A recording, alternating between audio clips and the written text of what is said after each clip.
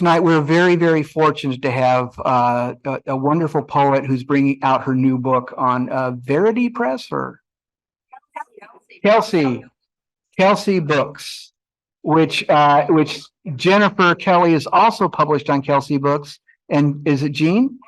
Jean Kalanos is also published on Kelsey Books. And Nina Clements. All four of them are published on Kelsey Books. There must be something going on that's somehow connected with this area. So if you got a book, I'd send it. And their turnaround is really fast. I just heard. Okay, so Anita S. Pouillet is a retired attorney who traded legal writing for poetry. She and her husband Myron live a bi-coastal life between NYC and Los Angeles, where their 2 sons and 5 grandkids are based. Anita and Myron are daily hikers in the new NYC parks and the Santa Monica Mountains. Anita has been very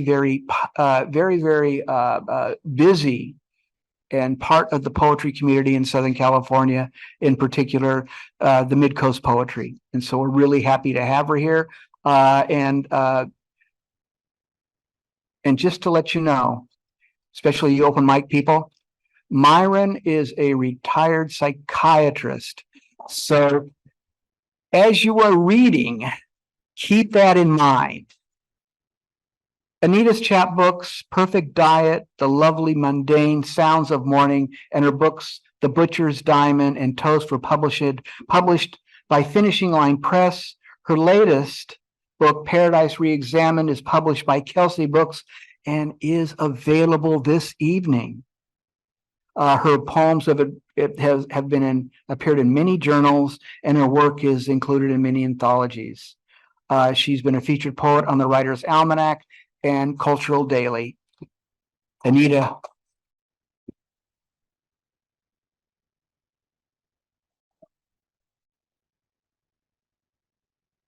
This is fun. Thanks, Phil. It's really, I feel like this is coming of age after all the COVID stuff. To be with a group of poets, it's just wonderful. Okay, so everybody knows already my deep dark secret that I'm bi-coastal. I said before, it's not sexual. It's just 3,000 miles. It wouldn't be bad. I'm just, no comments. And I thought I would start off. I have a really new book, Paradise Reexamined, from Kelsey Books, that came out a couple of months ago. So I thought I would start off with 2 poems about New York City. My husband and I live on the Upper West Side near a wonderful park called Riverside Park. And this poem is called Concert in Riverside Park, New York City, May 2022. Notices are taped along the ancient fences and WPA stone walls, announcing spring concerts. The day arrives, gray-haired men carrying battered instrument cases, energized by memories of arenas or supper clubs and revved up crowds, greet old friends, unpack, test mics, tap into embedded memories, and break into glorious, gutsy blues, willing to reveal so much about themselves to the fragile men and women who have elevated down and slowly strolled over to trip back to the glorious 60s, when, high as a kite or stone sober, youth and sass led them to believe that spring was eternal.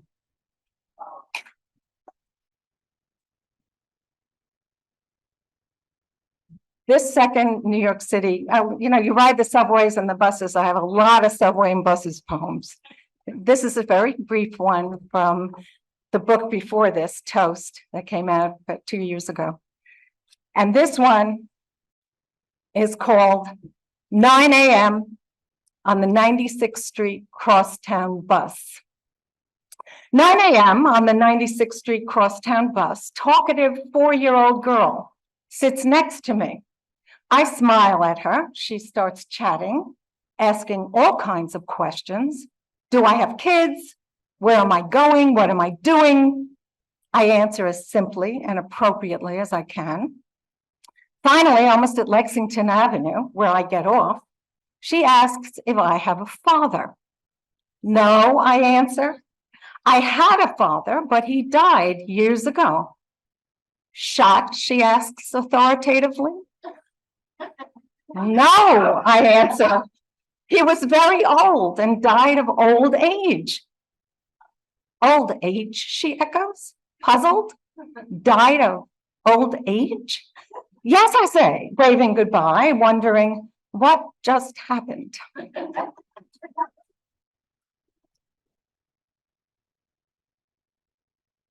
Okay, now we're back in California. And I thought that it was appropriate for, since I'm pushing my new book, to read the title poem, Paradise Reexamined. 3,000 miles from the Big Apple's mica schist, we immigrants were instant converts, ready to surf the hallowed waves of optimism.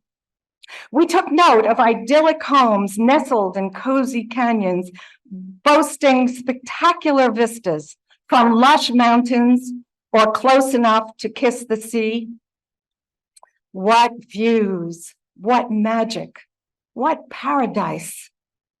And when the earth trembled and books fell off shelves, we switched off pulsing alarms. When the rains came and mud flows blocked the roads, we relied on the GPS. And when drought threatened, we eyed defiant cactus flowers and praised the ingenuity of succulents. After all, we told ourselves, nothing is perfect, and this is pretty damn close.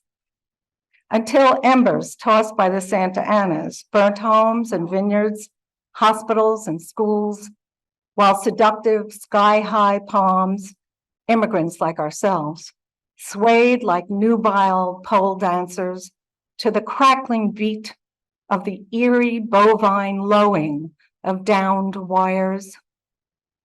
And that, my friends, is when this compromised Eden freed me from coastal confusion to focus on survival while chomping down on that other apple, you know, the one ripe with consequences, so red, so delicious.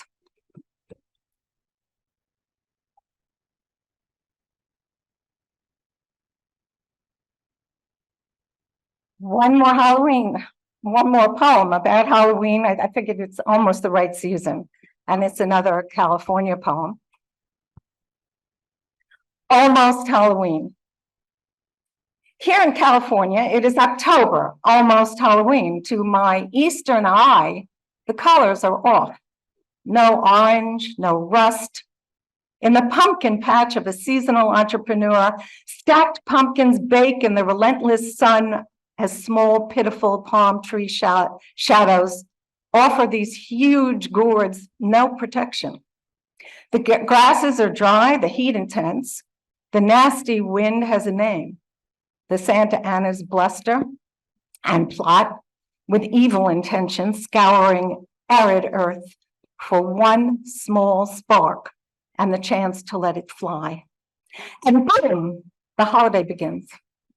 Instant Eastern colors, rust and orange flames whip through tinder armies of invading ghosts, wishing and crackling, sucking gobs of oxygen like a child's game gone mad. Police cars and shiny red fire trucks blast screaming sirens and aim amplified speakers at bewildered people in midnight garb.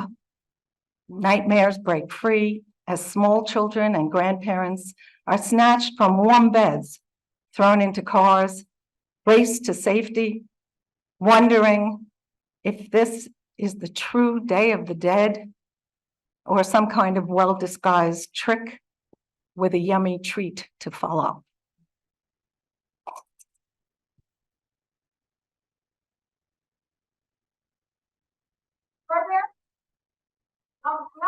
do we get to go up this spoken word, right? This is spoken word? No. There's a little interruption here. No, I'm sorry. Phil is in charge. I'm not in charge. Okay, yeah. Oh, I'm not in charge. So you just and speak, you just. No, I was a scheduled speaker. Oh, yeah. Long time. Yes, that's But right. this is spoken word, right? No, Oh, what is this? sorry, everybody. So I can say, so how do I know this?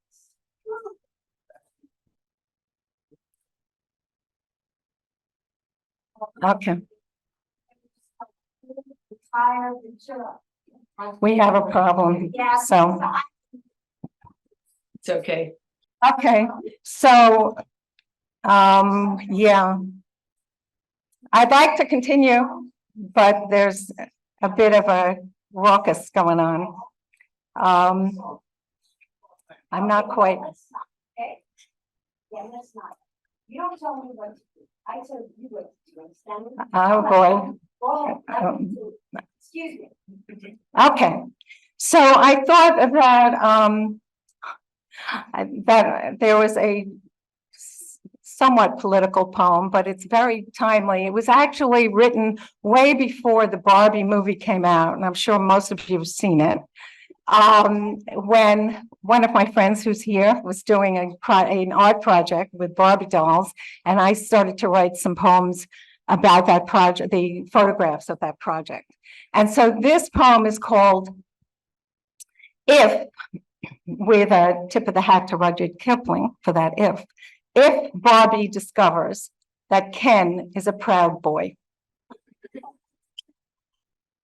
If you were nearsighted, I would buy you glasses to sit on your nose. If you were deaf, I would place small hearing aids deep inside your canals. We would dance together. You would allow me to see myself in your beautiful face. But it is not your eyes blinding you, or your ears deafening the cacophony.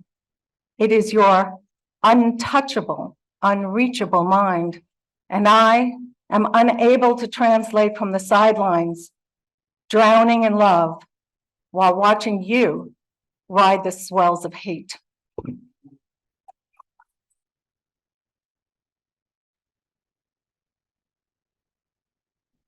Okay, so I went back. I figured time is passing, but I can go back to my very first chapbook, Perfect Diet. By the way, all the covers of my books are done by my husband, and they're quite spectacular. So this one is a bit of taking notice of time going on and change, and it's called Letter to Mr. Darwin. Dear Sir, I wish to complain. Every morning, his sheets are uncreased as if he slid between them, lay down, and slept without moving until morning crept up and nudged him politely out of bed and into the bathroom. On my side, things are more complex. Sheets are wound into knots, blankets in heaps, as though an animal had burrowed through a pasture looking for that level of dark, moist soil where the outer world is blocked. It seems a bit unfair, Mr. Darwin, having bled through years of honorable cycles, only to lose the formula that led me here to this insatiable craving. Now, despite endless new age potions and nasty pharmaceuticals, I sleep barely long enough to foster memories of long purple nights, sweaty passion, screaming babies. I ask you, sir, is this the survival you spoke of? Am I on course or off? Please note my complaint and weary gratitude.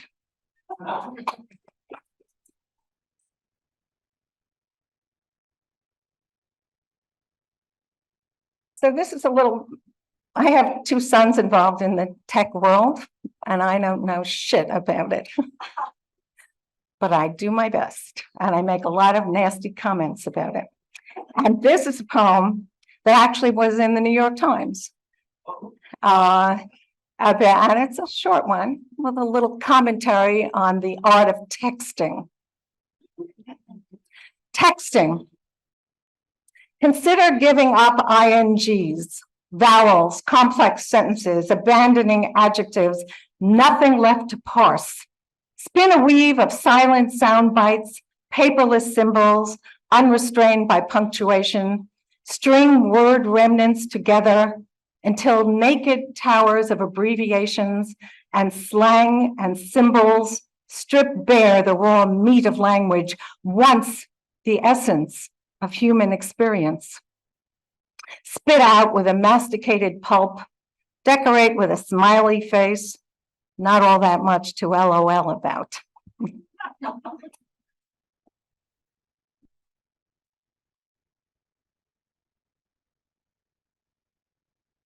I'm in a long marriage and I write a lot, too many love poems.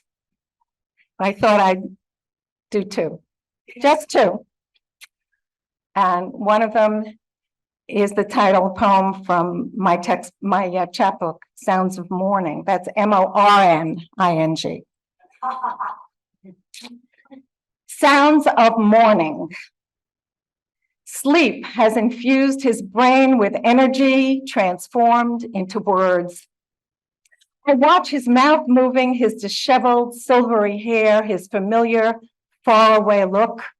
I try to stay focused while he lectures on theories of black holes, the ninth planet, evolutionary development, how the brain works, religion, politics, and ultimately solutions not always pretty. Squinting in the pale light of early morning, I silently review our numbers, years behind, years ahead. Our feet touch, rustle the sheets as he decodes the puzzle of the very earth I simply tread upon. I used to wonder why he shares these early morning rambles with a woman who hasn't read a science book since the 6th grade. Until one morning, he pauses and says, "Say something." I raise my eyebrows and ask, "Why?" "I like hearing your voice," he says tenderly. Aww.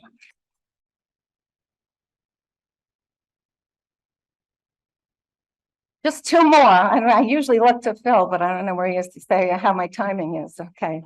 I think he's busy with something else. So two more, and they're not too long. This is another brief love poem. Just in case.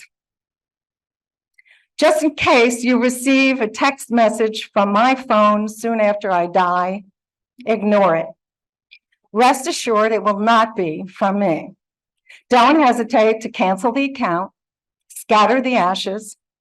After all, I must have whispered a million loving secrets directly into your ears, which you can access anywhere without a signal.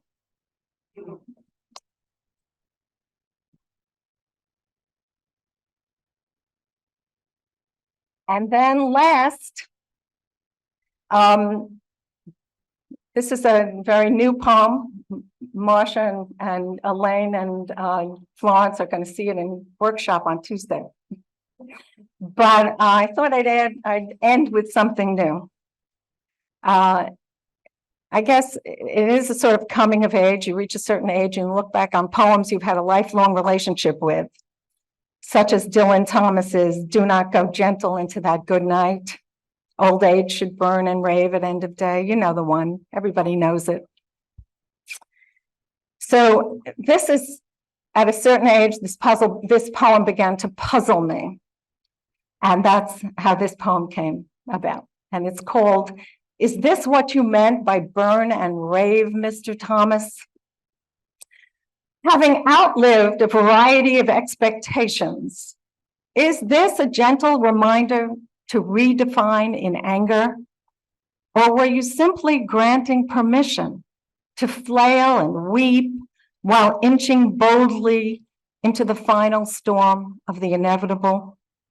Unchained from daily ritual, would you now have us refuse clock culling and dive unmoored into uncharted waters rebuff summer's inglorious departure, while tightening a sweaty, arthritic grip on a compass cruelly refusing navigational wisdom?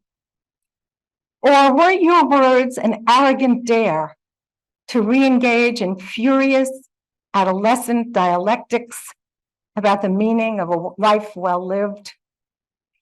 While you, content to stand by, the masked observer, surgically launching your gray-haired readers into eternity, writing a bloody, brilliant poem whose refrain, a steady drumbeat, demands a bravura, a raised middle finger, and a deep bow, deep, deep bow.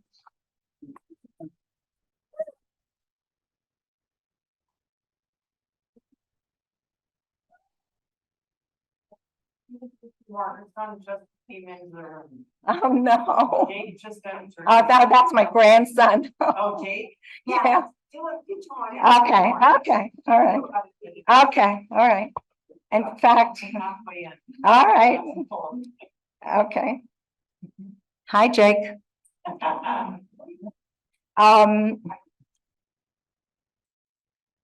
Okay, let's see.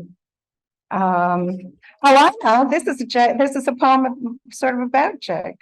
Why I read poetry, okay. Yeah. Oh, gosh, they're having such trouble with somebody who wandered in. That's what is going on. Okay. It's terrible. Okay. This poem is called Why I Read Poetry. Dad, the Brooklyn College soapbox you stood on is now a screen. Your socialist angst, a tweet, a flash mob, a Facebook emoji. Unlike cell phones, your rotary phone dialed leisurely while circumnavigating its numbered orb. And of course, your books, those towers of books, repeatedly offered a new leaf to turn. So much of your life was lived at a different pace, with time to explore the promising possibilities of fairness, of decency. Now everything is brutally condensed, shortened, veiled, and compacted in wire-wrapped sound bites. I confess that lately I can no longer find my way without the tyrannical guidance of a heartless GPS. But Dad, occasionally I stumble on a poem that delivers an oxygen blast, a poem that stops me short in a realm of stark recognition, which is when I dust off a few of those precious non-digital skills you gifted so long ago, whisper thanks and reroute.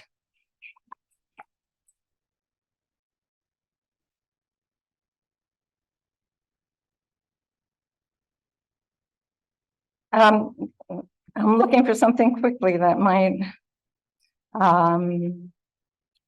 okay, here's one. We're constantly all getting these horrible ads in our spam boxes, right? So what do you do if you write poetry? Write a poem about it called Looking for Answers. The ad in my spam box says she'll burst with desire for you. Who is she? Who is you? Shall I forward this to my husband, my gay friends? Who are the entrepreneurs behind this catchy phrase? Will they stimulate our ailing economy? Standing on Broadway, waiting for the light to change, I noticed a used condom on the street. Lovemaking on this hard, gritty pavement in one of the shabby single-room occupancy hotels, or casually tossed from a car by a teenager bursting with desire while blasting the night air with deafening music. The billboard on the West Side Highway says, sells vodka of escort quality, but hooker priced. I never loved vodka, but the unequal distribution of wealth has always disturbed me. I imagine a conversation with my gentle, soft-spoken mother, asking her to read the vodka billboard explain the Broadway condom, discuss my email offer. Mom, I too am growing old. Who would ever have imagined you would leave me with so many unanswered questions?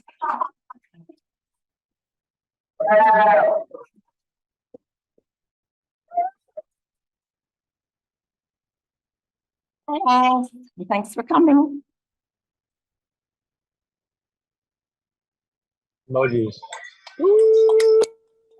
Another round of applause for Anita S.